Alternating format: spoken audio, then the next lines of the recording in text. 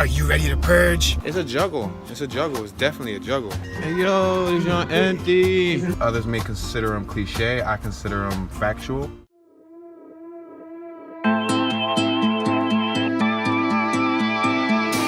Are you ready to purge? Cause I am. Say no, yo. Yo, guess what? Guess what? Guess what? I'm out with my lady. We out and about. It's a little warm today. It's nice weather. And we about to go check out a movie. Yeah, we about to go do a movie review. The only difference is I'm not showing no footage during this little movie review. Because if you guys remember my last movie review, that joint got banned all around the world because I used a couple clips from inside the movie theater. So yeah, ain't no recording for me inside the movie theater today. What's the most complicated part about being a daily vlogger? I don't know. Well, at least for me, I would say is remembering to balance out the different aspects of my life. Because even though I show you guys, a few minutes here and a few minutes there, a lot of the time I don't even include everything that happens throughout the day because it's just so much stuff that happens. And it's like me being such a low profile, personal person for so many years, not disclosing any of my whereabouts, anything about me in general, facts, information and stuff, to then this year to be a little bit more open the way I am. It's kind of difficult. And then trying to balance, my creative film life with my business life, with my personal relationship, with my family life, with my friend life. It's a juggle. It's a juggle. It's definitely a juggle. I managed to make it work. Like, for example, right now, we are at Franklin Mills, or Philadelphia Mills Mall. That's what they call it now, right? And we about to go check out a movie. We about to check out Purge. Yeah, the new Purge.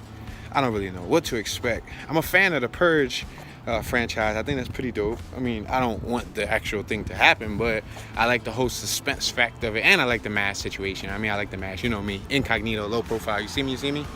But yeah, so other than that, I mean, the most complicated thing about vlogging daily, I would say, like, every day is working for me. Like, when I'm around people and people think that it's chillax time and people think, like, they ask me what I'm doing, what are you doing?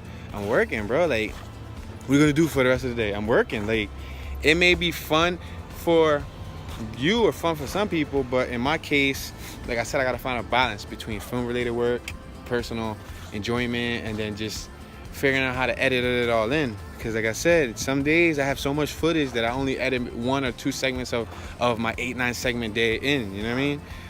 So it's just like finding a balance, and probably the meticulous nature of backing up daily, from remembering to charge up your devices daily. For me, remembering to bring gloves wherever I go because of, my vitiligo situation. No hand reveal. And then the no face reveal. That's very tedious for me. I bet you if I just vlog by showing my face, it'd be a lot easier because I ain't got to worry about blurring me out every now and then from reflections and stuff. But that could be a pain in the butt sometimes. Controlling the environment is a task for me. Like, I would like to make my vlogs more cinematic and more angles and more, more things going on. But with my budget and with the resources I have available and the time that I have available, because usually I wake up with a full agenda, several different things to do, and they're just going back to back. So yeah, guys, I mean, there's like 6 or several things that can be a juggle, when you're a daily vlogger. But I consider it now on vlog, today is vlog 189. I consider it like fitness, like mental fitness, mental cardio. Oh, this is on empty. But he soon realized. Hey, yo, this is on empty. Where we make movie moments AMC amazing.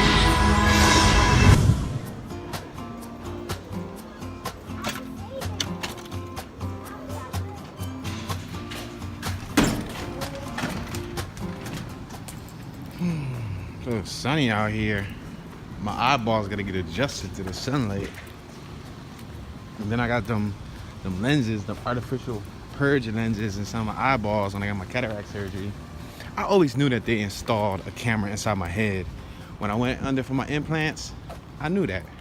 When they didn't want to let my wife inside the operation room, like, man, they gonna put a tracking device on me. And The Purge just proved it. For real. That movie wasn't bad. I wouldn't rate it the worst. I wouldn't rate it the best. It did have suspense. I love the lighting. I love the film noir, the shadows, the lighting, the shot composition, the camera movements. A lot of those camera movements, I mean, obviously it's cinema, were extremely cinematic. Like the jib arms over the characters or the jib arms coming from below the characters, the aerial shots. The contacts was a cool effect, especially since I was a young boy wearing a lot of contacts growing up. I thought the contacts on everybody was a cool effect. To be honest, the storyline didn't really surprise me. That storyline is based on what I already know. Like a lot of those topics, they're not just scripted. Like a lot of that stuff is based on hierarchy. And I don't know, I didn't think I was gonna watch a movie based on racism or like race division, but that's pretty much what it was. It kind of appears like The Purge.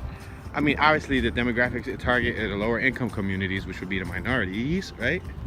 But for the most part, I think the movie was cool. I think the movie was a thumbs up movie. I think it was worth watching. It had some cool, parts, had some interesting moments. Wow, it's like an oven in here. But yeah, I think the movie was pretty cool. Would I recommend it? Yeah, I recommend it. It wasn't as much killing and as gore as before. I don't want to spoil it too much, but yeah. I mean, all those topics, some may consider them taboo. Others may consider them cliche. I consider them factual.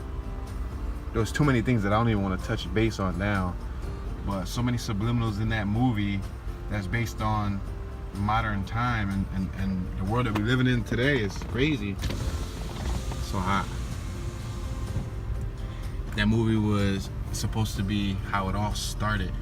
So they basically paved the way for a whole nother sequel.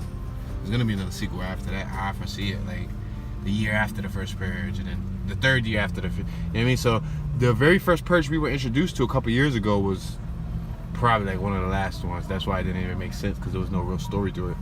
Somebody probably had an idea and said, you know what? I got an idea where we're just gonna make a movie called Purge where we kill people and murder is legal for 12 hours, and we're gonna do a prototype film. And if that movie does good, then every year after we're gonna, tell the story of how that first one came to life. And that's pretty much like how it was. Like part one, I guess, was the one that helped them raise the money, and then part two and part three and part four or whatever, and any part after is gonna help the franchise continue to thrive. But the masks were cool. The masks were cool, and it kind of had, last but not least, it kind of had like a Hitler feel to it. Towards the end, inside the apartment complex, that was very gritty. That was very Holocaust-like. That was very, and I'm into gritty, and I'm into gruesome, and I'm into gore, and I'm into very theatrical, dramatic, murderous scenes. I'm down with all of that. But I think that last scene, the dude with the leather mask, with the trench coat, walking around with the goons and just basically executing anyone and everyone, and they were basically, long story short, spoiler alert, long story short, the first Purge didn't go so well. We weren't doing what we were supposed to. We were just gonna take the money and we were just gonna party with it and for 12 hours, and everybody was gonna get paid and nobody was gonna get killed. So the government was gonna lose a lot of money. So long story short, Russia, the pact that they got over here with Russia, came over, and the militias started executing people with masks to make it seem like if people were purging, and they weren't. They were just depopulating. Depopulation is the story of American culture, right? But yeah, I think I've already said too much. It's a very deep movie, and I would not be surprised if something like that comes to America within the next 100 years. Sad to say. So I'm moving to Sweden.